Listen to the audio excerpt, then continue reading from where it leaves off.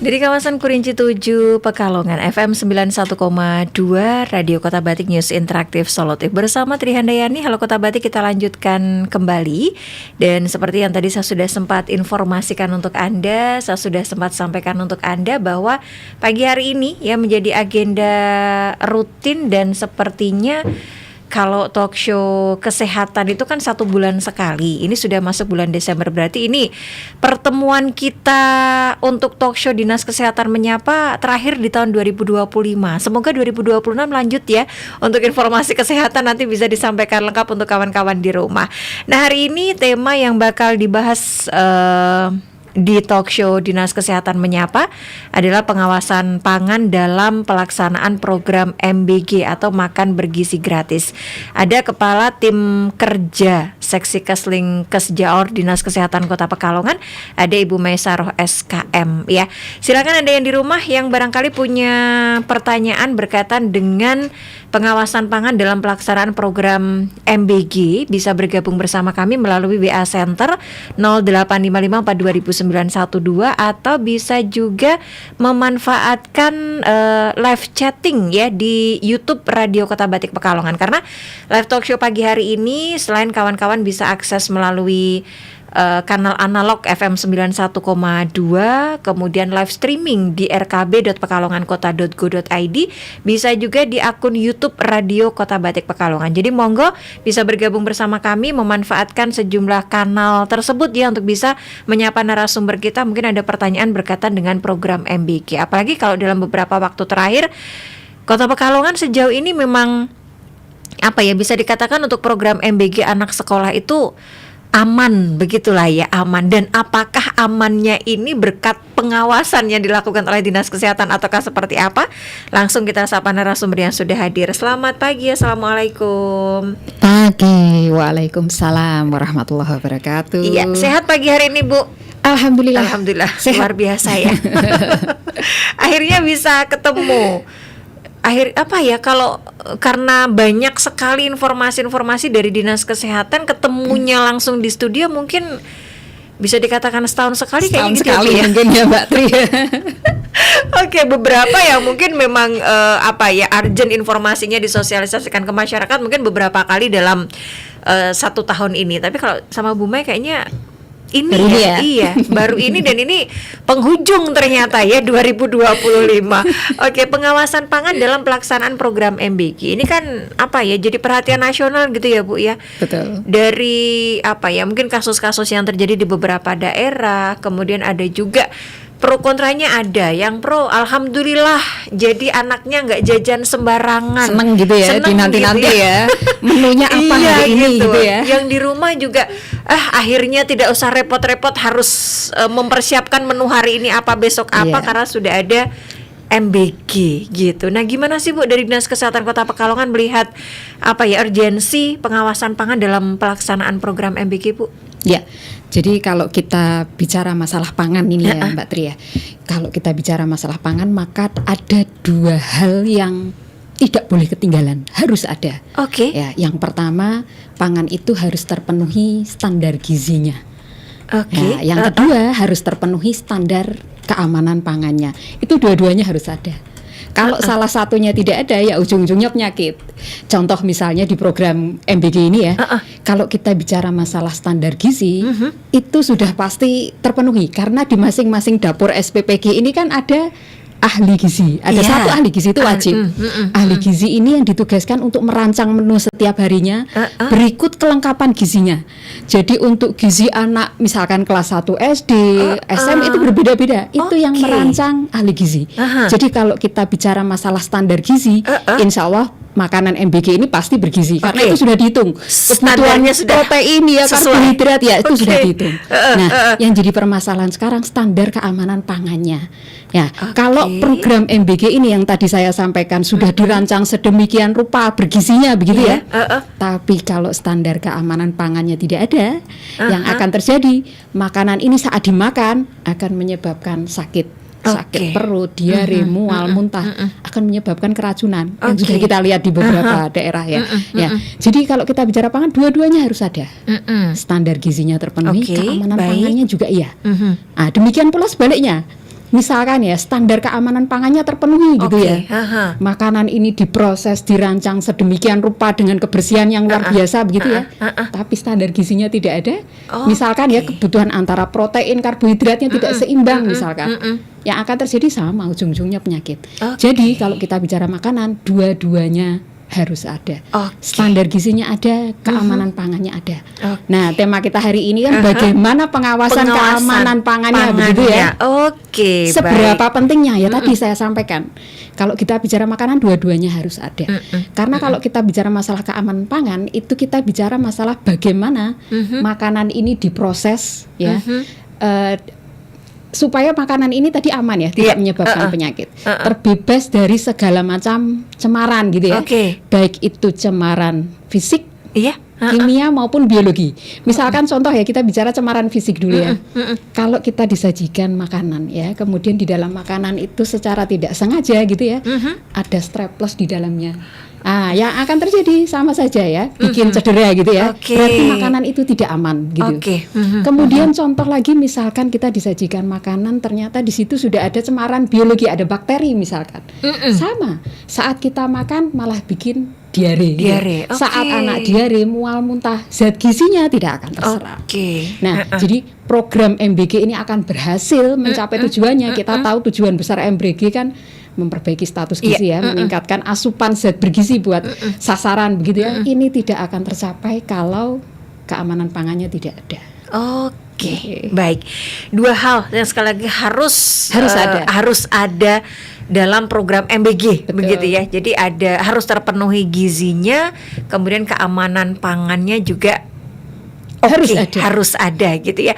Kalau gizi karena di masing-masing dapur MBG itu sudah ada ahli gizinya, insya Allah pasti terpenuhi ya. Udah clear nih. Nah, ini yang menjadi tema kita juga untuk hari ini adalah pengawasan keamanan pangan dalam pelaksanaan program MBG. Nah, sudah diterangkan di awal. Berarti kalau kita ngobrol berkaitan dengan peran kemudian tugas dari kawan-kawan dinas kesehatan dalam memastikan makanan yang disajikan kepada peserta didik aman, layak, dan bergizi ini yang seperti apa, Bu?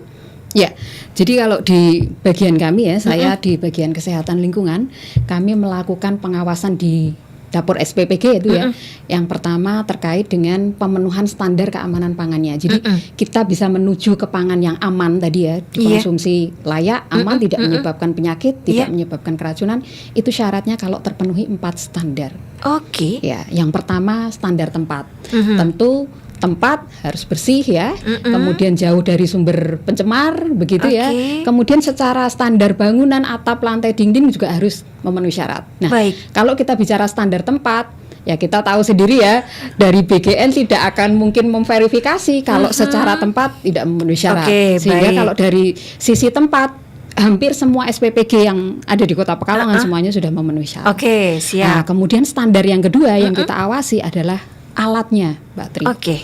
Ya, karena alat ini dia jadi salah satu faktor resiko. Jadi ya, makanan itu aman tidak aman bisa terpengaruh dari alatnya juga. Contoh misalkan alat yang dipakai tidak food grade gitu ya. Itu bahan pencemar bisa masuk. Misalkan contoh ya, kita pakai penggorengan gitu ya, wajan begitu ya. Wajannya tidak stainless steel. Ada kemungkinan bahan pelapis di wajan itu larut ke makanan. Jadi salah satu poin yang kita awasi adalah penggunaan alat. Ya, baik itu alat masak, termasuk alat makan ya, kompreng ya. Nah, kalau kita lihat dari pengawasan kita selama ini, untuk alat hampir sebagian besar juga sudah memenuhi syarat ya. Tinggal bagaimana alat ini diberlakukan dalam hal pencucian misalkan ya. Nah, itu yang terus jadi pengawasan kami. Karena saat alat yang sudah memenuhi syarat, sudah stainless steel apa segala macam, kalau proses pencucian dan sanitasinya tidak bagus, sama saja. Sama saja. Makanan sudah disiapkan, dimasak sedemikian rupa, ditaruh di alat yang tidak bersih, bakteri ada di situ, sama saja. Nah, jadi yang kedua yang kita awasi adalah terkait standar alatnya. Nah, kemudian yang ketiga, standar orangnya nih, penjamah makanannya.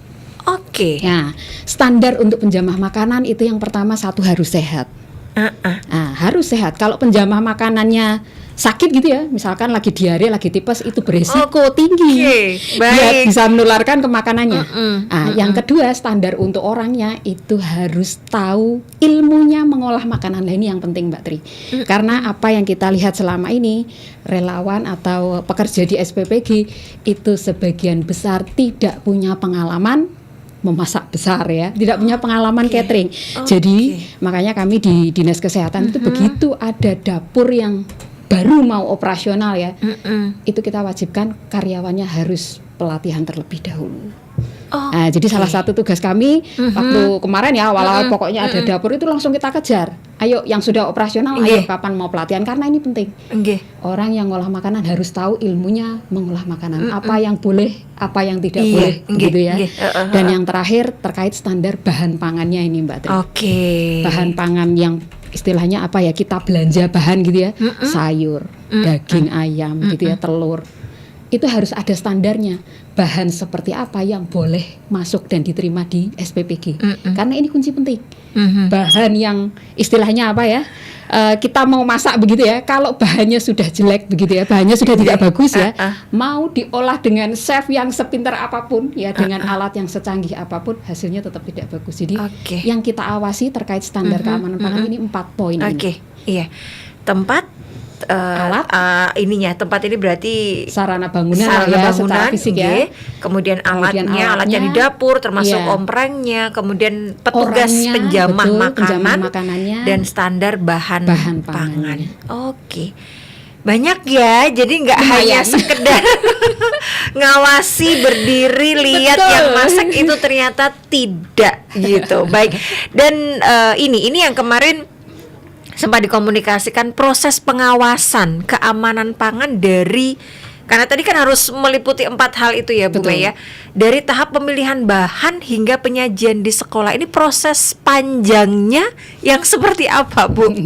Ya, jadi kita memang pengawasan itu dari mulai bahan itu ya, dari mulai pemilihan bahan, kemudian penyimpanan bahan, pengolahannya di dapur, proses packing sampai makanan itu diantar ke sekolahan. Kalau prosesnya Mbak Tri, jadi kita pengawasan itu, kita ada pengawasan yang sifatnya pengawasan rutin ya. Pengawasan rutin, jadi kita memang sesuai surat edaran dari Kementerian Kesehatan, Dinas Kesehatan itu diminta untuk memberi dukungan begitu ya. Salah satu bentuk dukungan kami adalah pengawasan pembinaan tadi. Untuk SPPG yang baru operasional, kita diminta untuk mengawasi rutin setiap bulan. Jadi setiap bulan kita store aja, harus datang, ketemu kepalanya, kita inspeksi. Yang kita inspeksi 4 poin tadi. Jadi kita punya form standar, itu nasional formnya, itu yang kita awasi tadi ya, tempat, alat, kemudian orangnya, bahannya. Nah, kemudian prosesnya juga kita awasi Mbak Tri. Mulai dari pemilihan bahan tadi, kita selalu tanyakan ini yang bagian purchasing ya, pengadaan barang siapa. Kita tanyakan dia tahu enggak SOP-nya. Harus tahu. Jadi di bagian yang penerimaan bahan itu harus tahu ayam, telur yang boleh masuk atau diterima di sini yang seperti apa. Dia harus tahu. Nah, kemudian yang kedua di bagian penyimpanan bahan. Ini pegang peranan penting juga Mbak Tri, karena tidak semua bahan itu kan setiap hari mereka belanja ya. Ada yang di stok juga. Untuk bahan-bahan kering kayak beras seperti itu ada yang di stok. Nah, penyimpanan ini pegang peranan penting. Kenapa? Saat penyimpanannya salah, itu mutu atau kualitas bahan jadi rusak. Yang seharusnya bisa untuk istilahnya stok 1 minggu misalkan ya, atau 2-3 hari gitu ya, jadi rusak kalau penyimpanannya salah. Jadi kalau di penyimpanan yang kita perhatikan satu suhu. Masing-masing bahan tentunya punya suhu yang berbeda ya. Untuk daging, ayam itu harus disimpan di suhu beku. Kemudian untuk sayur ya, bumbu-bumbu itu bolehlah di suhu dingin. Nah, ada beberapa juga bahan pangan yang boleh disimpan di suhu ruang begitu ya. Nah, kemudian yang kita lihat cara penyimpanannya.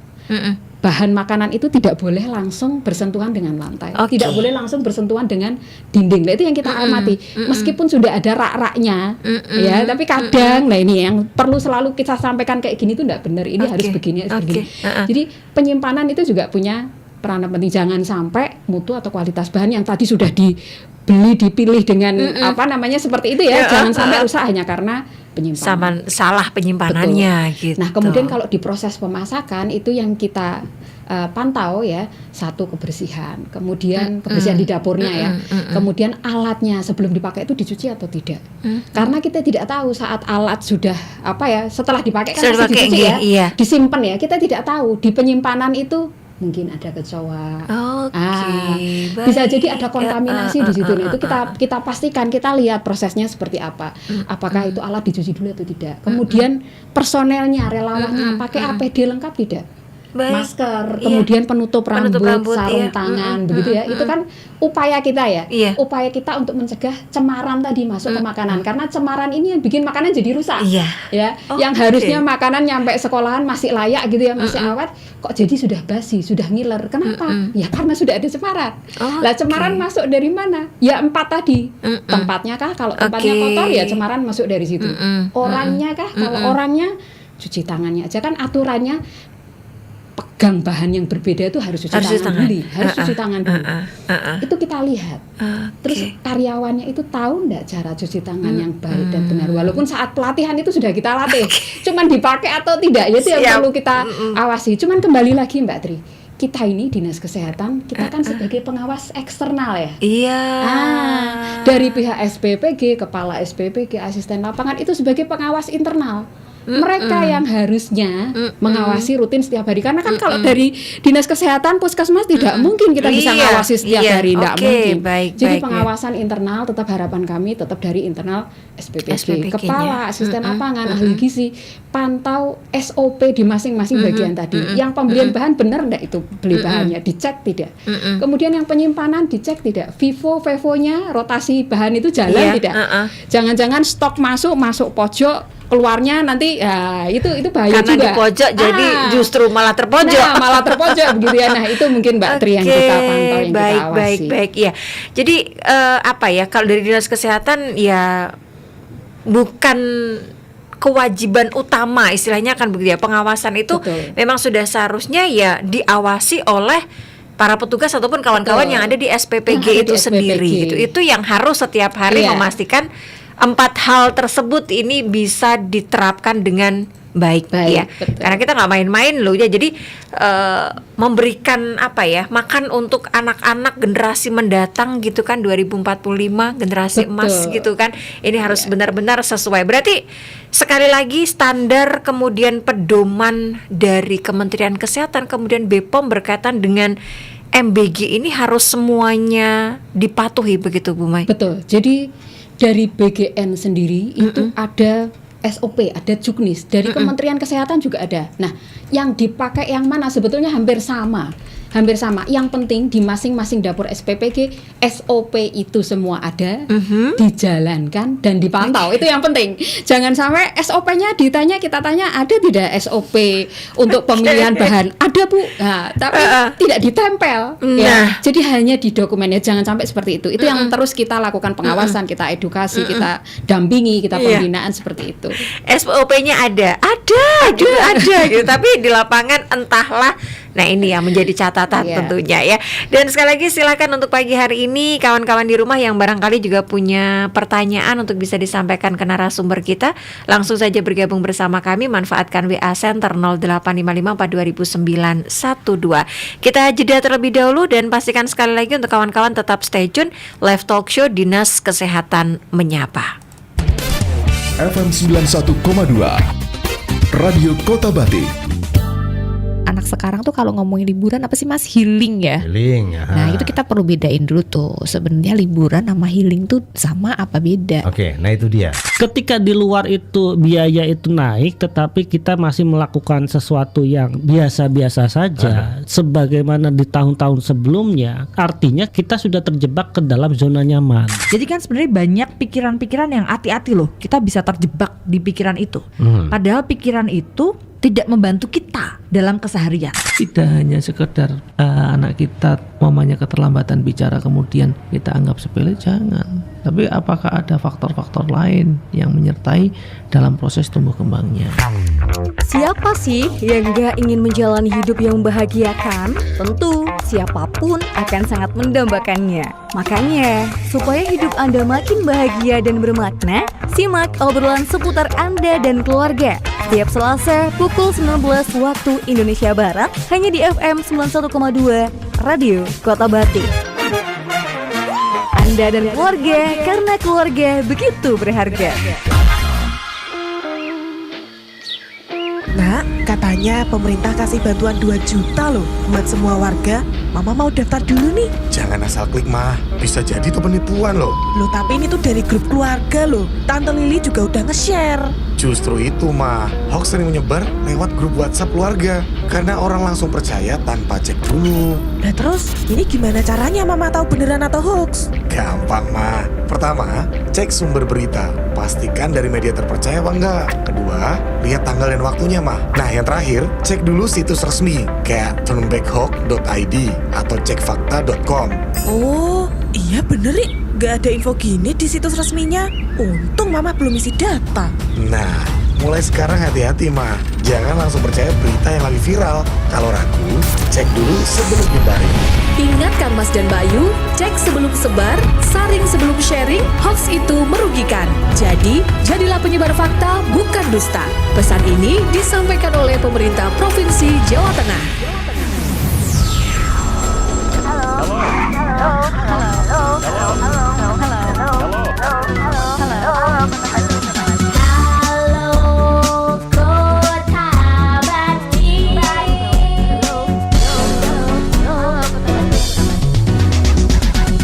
Bersama Tri Handayani dan juga Kepala Tim Kerja Seksi Kesehatan Lingkungan dan Kesejawar Dinas Kesehatan Kota Pekalongan, Ibu Maisaro SKM, kita masih membahas mengenai pengawasan pangan, ya, pengawasan keamanan pangan dalam pelaksanaan program makan bergizi gratis atau MBG. Pagi hari ini terima kasih untuk Anda yang masih setia bergabung dan juga menyampaikan beberapa pertanyaan ke narasumber kita. Nanti kita bakal bahas satu persatu begitu ya, untuk apa saja sih yang mungkin menjadi saat ini masih menjadi unek-unek gitu ya dari kawan-kawan pendengar di rumah. Mungkin, Bu, anak saya itu dapat MBG tapi selalu dibawa pulang karena kenapa? Karena nggak doyan rasanya ini itu dan sebagainya gitu ya. Mungkin itu menjadi satu persoalan tersendiri untuk ibu-ibu ya, dipikirnya alhamdulillah dapat MBG jadi agak ringan, ternyata nggak dimakan gitu ya karena kurang suka dan sebagainya. Ada nggak sih Bu kemudian hal-hal seperti ini yang mungkin disampaikan juga ke Dinas Kesehatan, Bu Mai? Ada Mbak Tri. Okay. Salah satu problemnya ya Mbak Tri, karena memang anak-anak sekarang ya, kalau kita lihat itu sayur enggak suka, benar enggak? Yeah. Pilah-pilih. Nah, jadi ya ini yang kita temui kalau kita pengawasan di sekolah. Jadi Dinas Kesehatan dan Puskesmas itu kan tidak hanya pengawasan di dapur SPPG ya. Kita juga pengawasan di sekolah. Oh iya, ini berarti sekaligus menjawab pertanyaan dari Bunda Nina di Bendan. Beliau menyampaikan selain ke dapur MBG, apakah ada pengecekan rutin ke sekolah juga, Bu? Katanya begitu. Ada. Karena begini, terkait keamanan pangan tadi ya, di dapurnya Mbak Tri, standar keamanan pangannya sudah diterapkan ya, kebersihan, higienis sanitasi sudah diterapkan. Tapi kalau saat makanan dikirim di sekolah, di sekolah standar keamanan pangannya tidak dijalankan, sama saja Mbak Tri. Contohnya misalkan ya, di sekolah itu aturannya ya, saat makanan datang tidak boleh diletakkan di lantai. Harus dari sekolah harus menyiapkan meja. Kenapa? Kalau di lantai itu risiko kontaminasi ada, ya, semut, debu dan lain sebagainya. Itu yang pertama. Yang kedua, saat makanan itu sesaat ya, sebelum makanan itu dibagi, SOP-nya ya, tim pengawas MBG di sekolah itu harus ngecek atau yang kita kenal dengan uji organoleptik. Jadi harus ngecek sebelum makanan itu nyampe ke anak-anak, itu gurunya harus ngecek dulu apakah makanan ini layak atau tidak. Kemudian SOP-nya di sekolah, begitu makanan nyampe tidak boleh nunggu lama-lama Mbak Tri. Kenapa? Karena makanan MBG itu kalau di SOP-nya maksimal 4 jam makanan itu harus sudah dikonsumsi. Lebih dari 4 jam bagaimana? Resikonya semakin tinggi. Karena ingat lagi, makanan MBG itu kan makanan yang diolah dalam porsi besar ya. Satu dapur SPPG itu bisa mengolah sampai 3.000 porsi. Nah, makanan yang diolah dengan porsi besar itu punya resiko tersendiri. Sehingga aturannya memang ketat. ya tidak bisa disamakan dengan di rumah ya, tidak boleh disamakan dengan yang di rumah. Kalau kita di rumah masak pagi mungkin ya, subuh gitu ya, untuk makan siang masih bisa, betul enggak? Masih awet. Kenapa porsi kecil? Yang pegang juga cuman paling 1-2 orang lah ya. Di dapur MBG tidak bisa seperti itu, sehingga kita selalu wanti-wanti. Di dapurnya SOP-nya harus ketat. Di sekolahannya pun sama. Begitu makanan nyampe sekolahan tidak boleh lama-lama, harus segera dibagikan. Karena tadi makanan ini tidak boleh menunggu lebih dari 4 jam. Semakin lama resikonya semakin tinggi. Nah, di sekolahan itu tadi sama, bagaimana supaya standar keamanan ini jalan, ada SOP-nya juga. Masing-masing sekolahan harus punya tim pengawas, harus dibentuk. Ada tim pengawas MBG di sekolah tadi untuk memastikan satu, makanan datang tidak diletakkan di lantai. 2, harus ada uji organoleptik, pengecekan. Guru tuh harus ngecek. Yang ketiga, sebelum anak-anak makan, edukasi dulu tentang cuci tangan. Jangan-jangan makanan sudah disiapkan sedemikian rupa gitu ya, dijaga kebersihannya, ternyata tangannya anak-anak yang tidak bersih ya, sehingga bakteri itu masuk lewat tangannya anak-anak kita. Nah, jangan sampai seperti itu.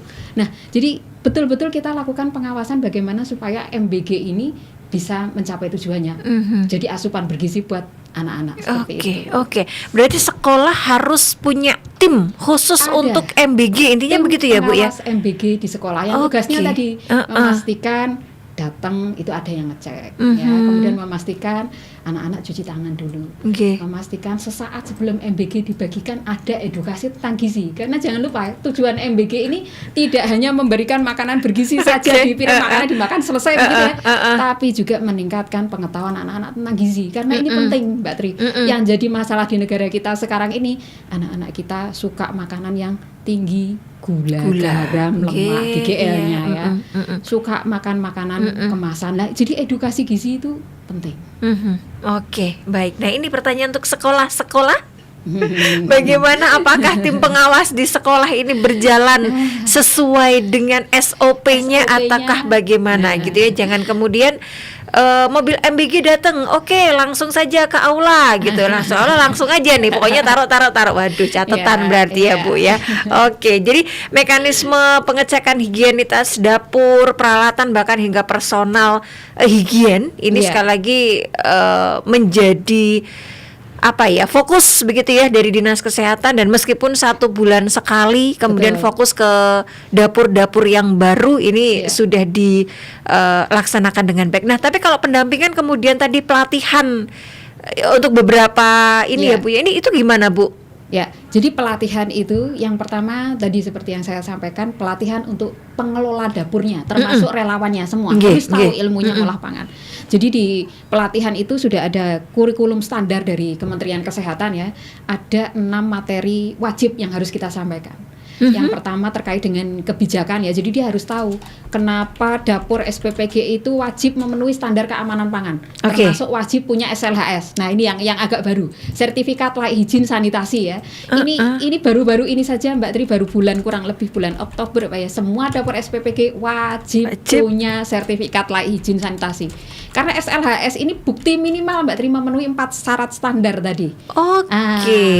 Kalau dulu waktu awal-awal MBG ini kan belum diwajibkan ya. Sekarang wajib, bahkan aturan dari BGN sekarang kalau dapur baru ya operasional belum punya SLHS tidak bisa operasional.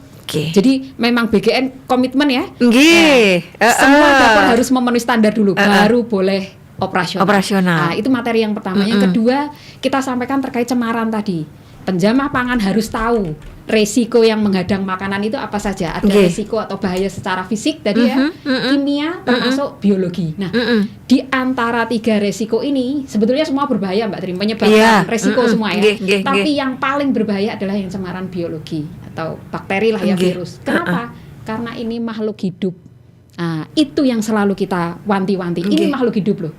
Beda dengan cemaran kimia ya, mungkin masuk satu utuh Mbak Tri ya, utuh berjam-jam ya hampir sama jumlahnya ya. Tapi kalau cemaran biologi tidak sama karena dia berkembang biak. Otomatis dia berkembang biak di situ gitu ya. Apalagi kalau dia nemu suhu yang pas ya. Di makanan MBG banyak gizi, banyak nutrisi yang itu bakteri senang banget Mbak Tri. Nemu protein apa bakteri senang banget. Kita harus hati-hati. Nah, mereka harus tahu ya ada cemaran-cemaran yang bisa merusak makanan loh, hati-hati. Makanan yang harusnya ini awet jadi basi, jadi rusak, jadi ngiler. Kalau cemaran ini sudah masuk. Nah, materi-materi yang lain kita ajarkan cara untuk membersihkan alat. Itu kita sampaikan Mbak Tri. Cara mensanitasi alat, kemudian cara membersihkan tempat termasuk bagaimana caranya supaya vektor kayak lalat, kemudian kecoa, tikus itu tidak boleh ada di dapur. Dan bagaimana cara pengendaliannya mereka harus tahu. Bahaya kalau mereka tidak tahu. Di rumah biasanya kalau nemu kecoa langsung ambil semprotan gitu ya. Itu tidak boleh. Di dapur tidak boleh pakai bahan kimia. Itu kita sampaikan ya. Kemudian bagaimana seorang penjamah makanan harus bersiap diri, apa yang harus dipastikan saat dia mau masuk dapur. Kuku tidak boleh panjang, itu yang kita cek terus Mbak Tri. APD harus lengkap. Nah, terakhir terkait proses tadi dari mulai pembelian bahan, penyimpanan, itu masing-masing relawan harus tahu SOP-nya. Yang nantinya akan ditugaskan di bagian pembelian bahan harus tahu SOP-nya apa. Nah, SOP itu kita ajarkan saat pelatihan. Baik.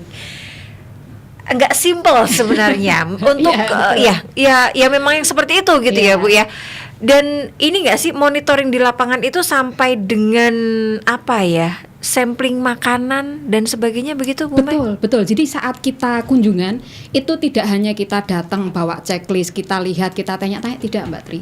Tapi sekali waktu, jadi setahun 2 kali kita datang ya ke dapur, kita ambil sampel air, kita ambil sampel makanannya ya. Kemudian kita usap alatnya. Tujuannya untuk apa?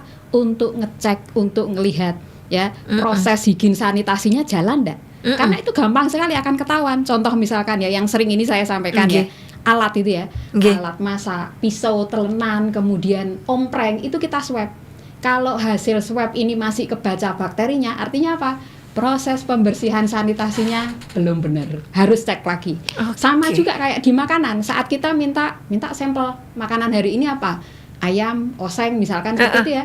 Kalau kita masih nemu bakteri, nah cek berarti mana yang salah, tempatnya kah yang kotor atau alatnya? Jangan-jangan kadang begini Mbak Tri, karena MBG ini kan disiapkan dalam porsi banyak ya. Pisau itu tidak boleh dipakai bergantian. Nah ini yang sering jadi kontaminasi. Contoh misalkan pisau habis dipakai untuk motong atau ngupas bawang begitu ya, kemudian langsung dipakai untuk motong buah. Bu, buah itu kan tidak ada proses pemasakan ya. Ini yang selalu kita wanti-wanti, hati-hati untuk makanan yang tidak ada proses pemasakan. Itu harus ekstra hati-hati. Makanya saya selalu gini, pernah enggak kita dapat nasi begitu ya, ada semangka rasa bawang. Betul. Nah itu salah satu contoh ya, contoh yang langsung ketahuan ini berarti pisaunya dipakai bergantian. Nah itu enggak boleh. Aduh gitu ya. Apa ya, kalau kita ngomong berkaitan dengan buah pun itu sudah menjadi apa ya, perhatian juga. Betul. Kenapa sih dikasihnya buah potong gitu ya? Buah potong kan nggak tahan lama gitu. Kenapa sih nggak yang buah berkulit aja dan sebagainya? Udah ada perhatian ke sana, kemudian si anak laporan, "Ibu dapat semangka rasanya bawang." Wah, ini juga jadi ini lagi akhirnya gitu kan. Baik. Iya. Semuanya dipantau gitu ya, dengan sampling makanan pun sama. Dari pisau loh ini ya, dari pisau pun bakal ketahuan ini ternyata ya. Jadi semuanya harus sesuai. Dan matur nuwun sekali lagi untuk kawan-kawan yang sudah kembali bergabung di Halo Kota Batik ya. Nanti bisa disapa satu persatu. Jadi pastikan untuk kawan-kawan masih tetap stay tune. Kita lanjut sesaat lagi di kebersamaan kita talk show Dinas Kesehatan Menyapa. FM 91,2 Radio Kota Batik. Assalamualaikum warahmatullahi wabarakatuh. Halo, hai, apa kabar? Kabar baik dong pastinya, ya nggak sih? Iya dong. Nah, kebetulan banget nih, kali ini kami bisa hadir lebih kasih. Iya ya sih ya. Iya. Biasanya kan kita jatahnya malam. Cuman kita sedang nggak siaran ini Kang. Loh, kirain siaran. Enggak dong, kita itu cuma mau numpang eksis doang. Eksis? Iya, ngeksis supaya kawan RKB itu pada tahu kalau kita punya program Rehat Malam. Oh, maksudnya kita mau ngasih kabar Ya. kalau di RKB itu ada program Rehat Malam gitu. Iya dong. Dan di Rehat Malam, kawan RKB itu bisa ikutan ngobrol santai tentang topik-topik yang sedang relate dengan keseharian kita. Selain itu ada lagi sih. Apa tuh? Ini nih, sekalipun obrolan kita itu santai, tentunya penuh makna dong. Iya. So jangan lupa ya, terus pantengin kita di Rehat Malam. Setiap Kamis malam, mulai pukul 22.00 sampai 24.00. Iya, dan kawan RKB juga bisa join via telepon di 0285 424 474. Atau juga kasih komen via WA di 08554 200912. Di mana? Cuma di sini, di FM 91,2 Radio Kota Batik. News interaktif solutif. Si. Udah yuk. Nggak enak sama yang siaran. Oke deh, yuk kita coba dulu. Tapi jangan lupa ya, Rehat Malam. Ya, setiap Kamis malam pukul 10 sampai 12 malam. Di mana? Di Radio Kota Batik. Wassalamualaikum warahmatullahi wabarakatuh. Bro, wah, roman-romane lagi seneng banget ki. Lah iya, kiye delok. Aku entuk hadiah mobil kadek pemerintah. Ora kon seneng piye, Jal? Loh, kiye kuwi penipuan, Bro. Wingi-wingi kan rame juga ning medsos. Lah, opo iya? Iya, Bro. Wis rame kuwi ning medsos tentang penipuan kuwi. Waduh, padahal aku wis kedarung transfer. Waspada dan hati-hati, berbagai modus penipuan akhir-akhir ini marak terjadi di media sosial. Jangan tergiur dengan berbagai macam hadiah atau door prize yang mereka tawarkan. Cek kebenarannya dengan berbagai cara. Perhatikan hal yang harus dilakukan. Di antaranya, memperhatikan sumber informasi, mewaspadai permintaan data pribadi, serta memastikan sumber informasi pada media terverifikasi. Iklan layanan masyarakat ini dipersembahkan oleh LPPL Radio Kota Batik.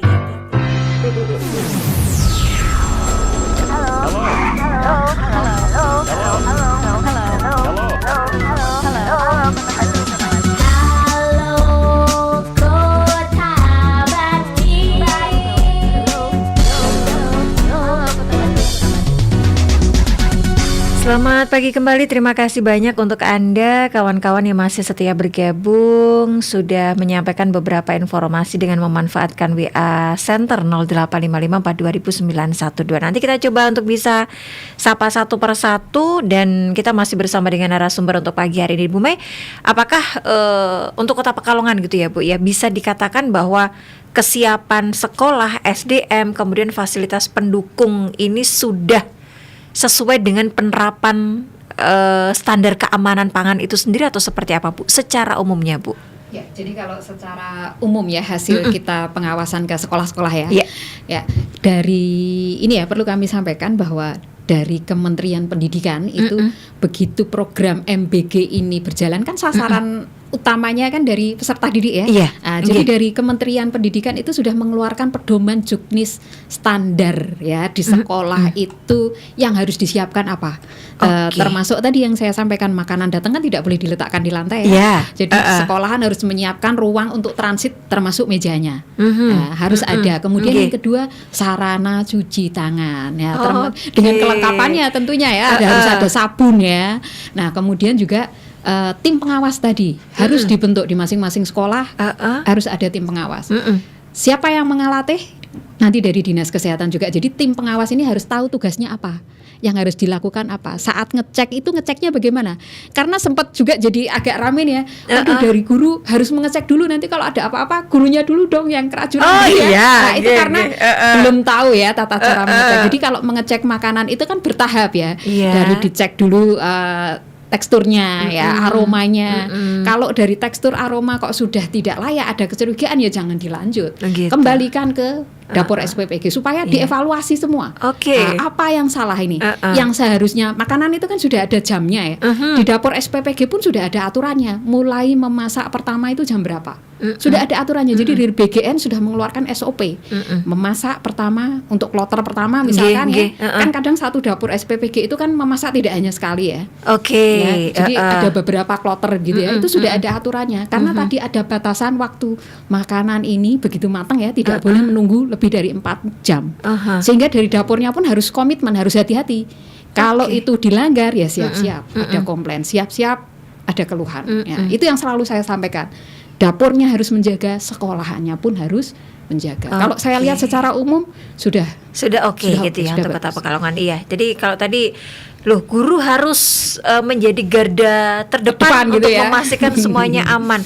Betul. Padahal nggak perlu dicicipin juga gitu ya. Berarti ini yang ada adalah bagaimana dibuka biak cicip gitu. Padahal kan dari teksturnya dilihat ada tahapannya. gitu tadi. Cek dulu teksturnya, aromanya. Aroma terutama ya. Kalau aman baru lanjut dicicipi. Oke gitu. Jangan langsung buka biak cicip. Enggak, harusnya enggak gitu kan ya. Iya. Kalau tantangan terbesar yang sering muncul dalam pengawasan keamanan pangan di Pekalongan seperti apa, Bu? Ya, kalau tantangannya yang jelas SDM ya, Mbak Tri ya. Kita di Dinas Kesehatan terbatas sekali ya. Kemudian yang di puskesmas pun sama. Walaupun kalau puskesmas itu terjun ke dapur SPPG, ke sekolah, tidak sendirian. Jadi tidak hanya petugas keseling sendiri, di situ ada petugas UKS, petugas gizi pun juga sama melakukan pengawasan sesuai dengan perannya masing-masing ya. Namun tadi kembali lagi, karena ini ya masalah pengawasan itu bukan hanya dari satu sisi pengawas eksternal, bukan, tapi dari internal masing-masing. Di dapur siapa? Ya dari dapurnya sendiri, kepala SPPG-nya, ahli gizinya, asisten lapangannya. Di sekolah pun sama. Siapa pengawas internal di sekolah? Ya dari sekolah. Makanya dibentuk tim pengawas MBG itu. Mereka yang harusnya mengawasi SOP yang harus ada di sekolah apa, ya mereka yang mengawasi. Kita dari pihak eksternal itu hanya istilahnya apa ya? Ya memantau, kalau ada kekurangan kita beri masukan, kalau ada kesulitan yuk kita bahas kesulitan atau permasalahannya di mana. Jadi tetap peran penting harus dari internal. Betul. Oke. Ini berarti ya beberapa pertanyaan dari kawan-kawan yang sudah bergabung. Pak Zaki di Pekalongan. Kalau ada temuan makanan yang tidak layak di program MBG, langkah apa yang biasanya diambil Dinas Kesehatan terhadap penyedia makanan? Ya. Pertanyaan bagus ya Pak Zaki. Ya. Kalau di sekolah nemu nih misalkan ya, kan garda terdepan dari guru dulu ya. Guru ngecek apa yang harus dilakukan guru atau sekolah saat nemu. Jadi makanan ini posisi belum dibagi ya. Saat sekolah nemu makanannya tidak layak, misalkan dari aroma sudah berubah, tekstur sudah lengket, harus langsung dikembalikan. SOP-nya sudah jelas, Mbak Tri. Harus dikembalikan ke dapur. Jangan disentuh, kembalikan semuanya. Jadi saat guru sampling, kan guru hanya sampling satu ya. Nah, saat nemu ada yang tidak aman, kembalikan ke dapur. Supaya apa? Dapurnya evaluasi. Ini dimasak jam berapa? Kok jam segini sudah tidak layak? Gitu, tidak layak. Apa yang terjadi kalau makanan ini saat dicek guru, karena namanya guru sampling hanya satu ya, bisa jadi yang dicek gurunya aman itu, bisa jadi. Dibagi ke anak-anak. Nah, apa yang harus dilakukan? Jangan lupa sampaikan juga ke anak-anak. Anak-anak harus tahu cara mengenali makanan yang aman itu yang seperti apa. Ini jadi tujuan program MBG ini tidak hanya sekedar kita ngasih makanan dimakan selesai, bukan. Ada edukasi gizi di situ. Saat anak-anak menunya, oh hari ini menunya siap saji nih, langsung konsumsi. Ada ayam, ada sayur, begitu ya. Ada buah. Ajari mereka cara mengenali makanan yang aman itu yang seperti apa. Satu dari warnanya, supaya anak-anak ini juga kenal. Kalau dia jajan di luar, kalau kok nemu makanan yang mencolok, jangan dibeli. Yang warnanya mencolok sekali, begitu ya. Ajarkan anak-anak itu, ini makanan berarti tidak aman, gitu ya. Sama saja, kalau anak-anak itu kok nemu makanan yang kok aromanya sudah tidak ini ya, sampaikan ke gurunya, Pak Guru, Bu Guru, ini kok aromanya seperti ini. Atau teksturnya misalkan kok sudah lengket, berlendir, itu jadi ciri utama. Jadi makanan yang di situ sudah tercemar bakteri, salah satu ciri aktivitas bakteri itu tadi ada perubahan aroma, perubahan rasa jelas, perubahan tekstur, jadi lengket. Nah, ajarkan anak-anak. Jadi jangan sampai gurunya ngecek, satu nyempling aman, ternyata nemunya di sampel yang lain. Jadi anak-anak harus tahu cara ngecek. Saat nemu seperti itu kembalikan. Supaya apa? Evaluasi ini jalan semua. Dapurnya evaluasi. Ya, dari sekolahan pun juga sama. Ini kok bisa makanan tidak layak? Jangan-jangan nunggu lama di sekolah, karena dulu sempat hampir ya di Kota Pekalongan ya, Tapi alhamdulillah terselamatkan karena gurunya ngecek. Cuman kesalahannya ternyata setelah ditelusur, makanan nunggu terlalu lama di sekolah. Kenapa kok nunggu terlalu lama? Karena saat itu pas anak-anak ujian. Jadi kan tidak mungkin dijeda ya. Nah, jadi nunggu anak-anak ujian selesai baru dibagi. Jadi makanan itu nunggu 2 jam lebih di sekolahnya. Ini yang tidak boleh. Saat ada hal seperti itu, sekolahan harus komunikasi ke dapur. Misalkan contoh ya, hari ini ada event, ada kegiatan atau ada ujian yang biasanya misalkan dikirim jam 9 begitu ya. Minta diundur atau minta diajukan. Jadi komunikasi sekolahan dengan dapur itu harus terus. Jangan sampai tiba-tiba sekolahan ada event atau ada apa begitu ya. Makanan rutin ini setiap hari dikirim jam 9 ternyata tidak bisa dibagi, harus nunggu. Nah, itu jangan sampai kejadian seperti itu. Baik. Alhamdulillahnya gitu ya Bu, ya alhamdulillahnya. Ya, jadi tidak hanya berhenti pada pengawasan tapi komunikasi ini juga penting ya Bu ya, harus dilakukan. Itu Pak Zaki ya, jadi kalau di sekolah kan berarti otomatis tim pengawas sekolah ini sudah melakukan antisipasi kalau memang satu sampel dilalah kok ada sesuatu yang beda, bisa dikembalikan ya. Tapi kalau dilalah kemudian yang disampling oleh guru mungkin ini baik-baik saja, tapi pas dibagikan sebelumnya harus ada edukasi juga ke siswa-siswi gitu ya. Jadi nanti kalau ketemu yang seperti ini lapor ke gurunya. Jangan dimakan dan sebagainya. Gitu Pak Zaki. Ya, kemudian kalau dari Bu Tati di Kregon, cara Dinas Kesehatan mendeteksi makanan yang beresiko mengandung bahan berbahaya, mungkin boraks, formalin atau pewarna tekstil pripun Bu? Ya, cara Dinas Kesehatan mendeteksi. Ya, jadi Dinas Kesehatan bersama dengan Puskesmas kita rutin ya mengadakan sidak lah istilahnya ya. Setahun kita beberapa kali dengan sasaran di pasar, kemudian di pedagang keliling, termasuk di sekolahan. Nah, kalau terkait sidak pangan, memang yang jadi sasaran kita adalah bahan kimia, cemaran kimia. Formalin, borak, kemudian pewarna rodamin dan metanil yellow, pewarna tekstil itu sebetulnya. Nah, yang kita lakukan apa? Kita bawa alat. Jadi kita turun ke lapangan, kita sekaligus bawa alat. Tes cepat, rapid test begitu ya. Karena dengan alat itu kita langsung bisa deteksi, tidak sampai 5 menit itu langsung ketahuan. Kalau bahan makanan itu mengandung formalin itu langsung ketahuan. Nah, apa yang kita lakukan? Kita edukasi ke pedagangnya. Kita sampaikan, ini ternyata barang yang dijual tidak aman. Ada bahan kimia berbahaya. Kita telusur itu, dia kulak atau buat sendiri. Nah, kalau dia kulak kita telusur ke produsennya. Kita edukasi. Nah, yang bisa kita lakukan memang Dinas Kesehatan itu sebatas pembinaan dan edukasi ya. Kita tidak bisa langsung tiba-tiba menyita begitu ya. Demi keamanan masyarakat menyita tidak bisa. Yang kita lakukan adalah edukasi. Edukasinya kita kemana? Tidak hanya ke produsen, ke pedagang, tapi juga ke konsumen. Karena begini, betul. Selama produsen ini membuat dan masyarakat tetap mau beli ya dia akan buat terus. Jalan terus. Jadi edukasi. Jadi setiap kali kita ketemu kader hasil pengawasan kita itu kita sampaikan. Ini loh, kita kalau pengawasan itu kita masih sering nemu ini yang positif ini kita sampaikan supaya apa ya tadi itu. Baik, itu Bu Tati di Kregon ya. Jadi di luar program MBG itu menjadi agenda rutin dari Dinas Kesehatan untuk bisa melakukan pengecekan kandungan bahan berbahaya di makanan. Kemudian ada lagi dari siapa ini? Ibu Yani di Buaran. Ibu, sejauh ini apa temuan yang paling sering muncul dalam pengawasan pangan program MBG? Kebersihannya kah, bahan baku kah, atau penyimpanan, Bu? Ya. Jadi kalau kita pengawasan ya di dapurnya ini berarti ya. Yang sering kita temukan ya satu tadi betul kebersihan ya. Kadang kita datang mungkin karena masih hektik itu ya, masih sibuk, masih luar biasa. Jadi dapur itu licin begitu ya.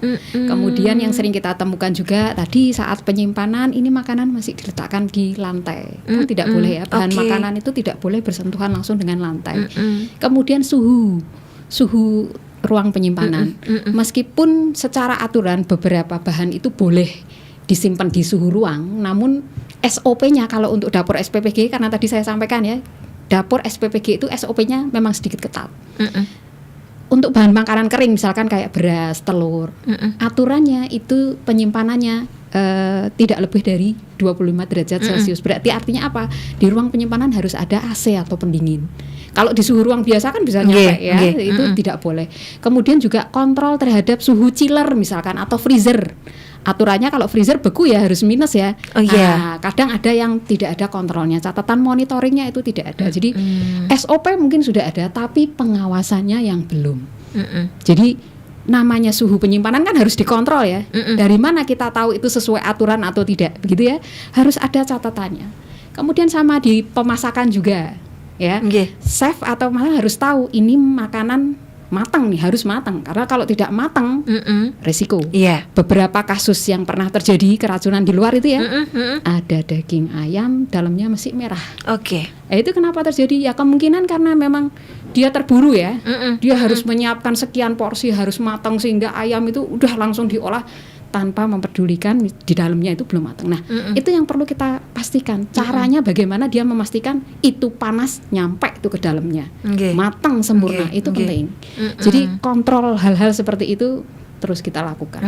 Baik. Kemudian pertanyaan terakhir dari Pak Wawan di Pekalongan. Kalau masyarakat, nah ini mungkin ketinggalan ini. Kalau masyarakat menemukan makanan yang diduga tidak layak konsumsi dalam program MBG, kemana mereka bisa melaporkannya? Masyarakat ya, karena memang begini, program MBG ini kan sasarannya tidak hanya peserta didik ya. Oh iya. Ada sasaran ya, Bu? B3 ya, bumil, busui, balita. Oh nggih. Nah itu sama. Di masyarakat pun kita titip sama kader untuk mengawasi, karena tidak mungkin dinas kesehatan ini bisa menjangkau sampai ke ya. Kita titip di kader apa yang harus dilakukan. Saat makanan ini kan beberapa saya lihat itu ya, ada yang di drop di kader posyandu, kemudian nanti ada yang ambil begitu ya. Itu kita titip, saat makanan ini diambil pastikan kalau ini memang penerima manfaatnya bumil, ya pastikan yang makan bumilnya, jangan sampai salah sasaran gitu ya. Karena kadang seperti itu ya Mbak Tri, aku ya, ibunya makan, kok anaknya tidak makan, kan tidak mungkin. Jadi alasannya Bu dikasih makanan nggak doyan Bu, daripada mubazir. Jadi kita titip dengan kader, pastikan kalau bisa itu sesuai sasaran. Kalau memang itu penerima manfaatnya bumil, ya yang makan bumilnya. Busui sama busuinya. Kemudian yang kedua, kita titip sampaikan makanan itu harus segera dimakan.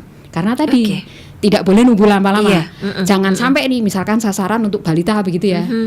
Belum mau makan, nanti saya taruh di meja dulu. Nah itu tidak boleh. Itu yang perlu kita sampaikan, kita wanti-wanti.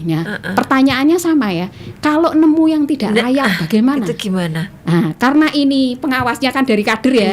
Sampaikan ke kadernya supaya nanti kadernya menyampaikan ke dapur SPPG-nya. Kan ini antara kader dengan dapur SPPG kan harusnya ada komunikasi, sama kayak di sekolah tadi ya. Ada hal-hal yang tidak sesuai SOP-nya, kembalikan ke dapur SPPG supaya apa? Mereka evaluasi. Kalau nemu sesuatu yang tidak sesuai kan harus dicari ya. Penyebabnya apa? Apakah makanan ini nunggu lamanya di dapur atau nunggu lamanya di masyarakatnya gitu ya. Baik.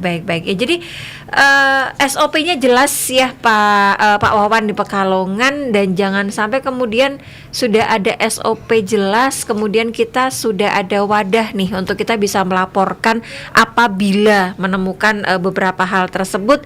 Kita ngakalin, dikasih, disalin Bu. Ya kan? Betul. Wadahnya disalin di rumah.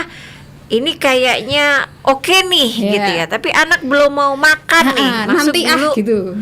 Mungkin masukin dulu deh ke pendingin, nanti bisa dipanasin dan sebagainya.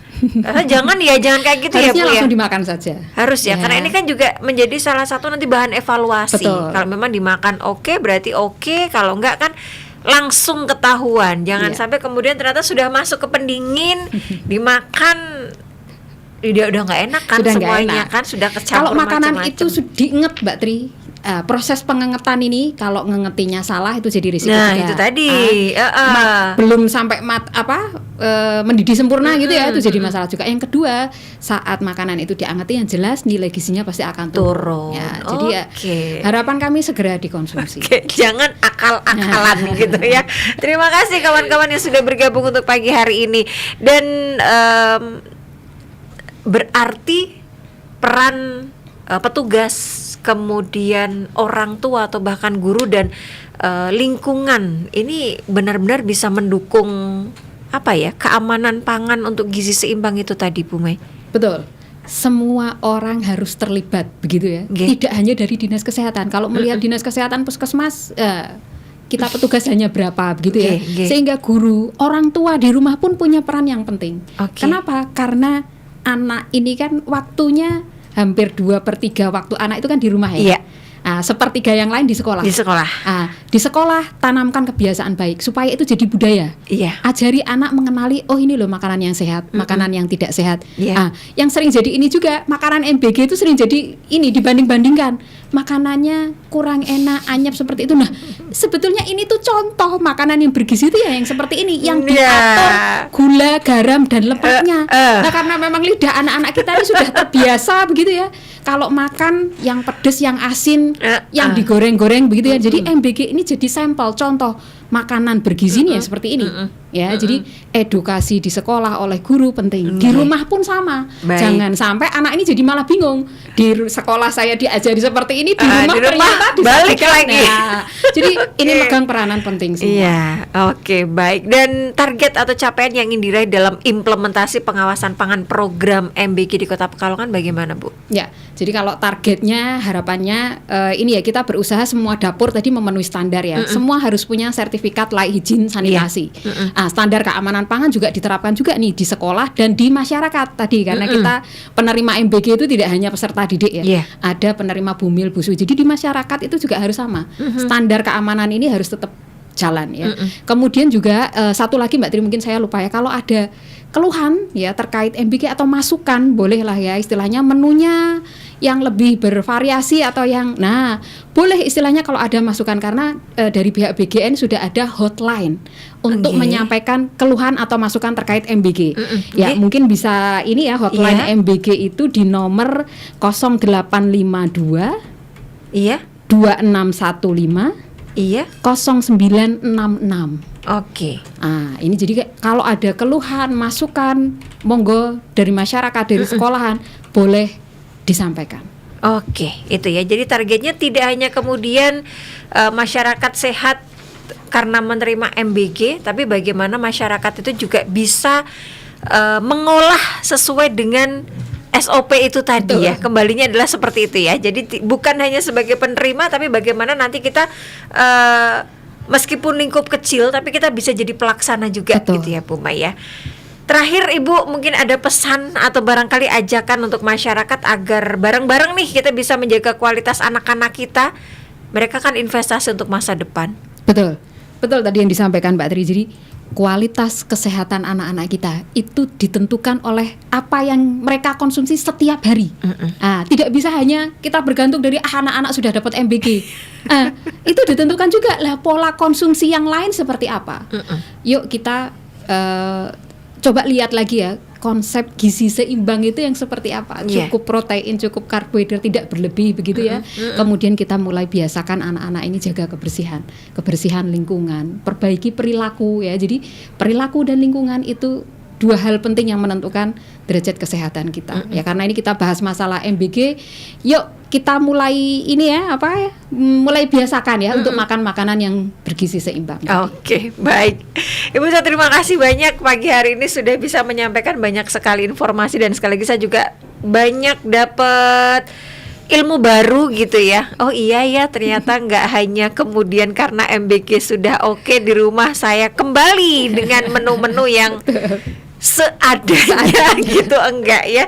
Matur nuwun, lain waktu kesempatan kita bisa sambung lagi meskipun tidak secara langsung bertatap muka seperti ini nama Bevon dan sebagainya, nanti bisa dilanjut lagi. Matur nuwun sekali lagi, selamat kembali beraktivitas. Assalamualaikum. Waalaikumsalam warahmatullahi wabarakatuh. Iya, kawan, baru saja kita ikuti bersama program spesial Live Talk Show Dinas Kesehatan Menyapa. Ini sekali lagi untuk agenda pamungkas di tahun 2025 ya. Semoga 2026 nanti kita masih bisa dapat banyak informasi, sosialisasi kesehatan ya dari kawan-kawan Dinas Kesehatan Kota Pekalongan. Dan tetap stay tune, Triandayani masih bakal menemani Anda kebersamaan kita perjalanan Halo Kota Batik hingga jam 10 nanti. FM 91,2 Radio Kota Batik. Radio Kota Batik. Apa kata mereka saat ngobrol di Klasik Rock Radio?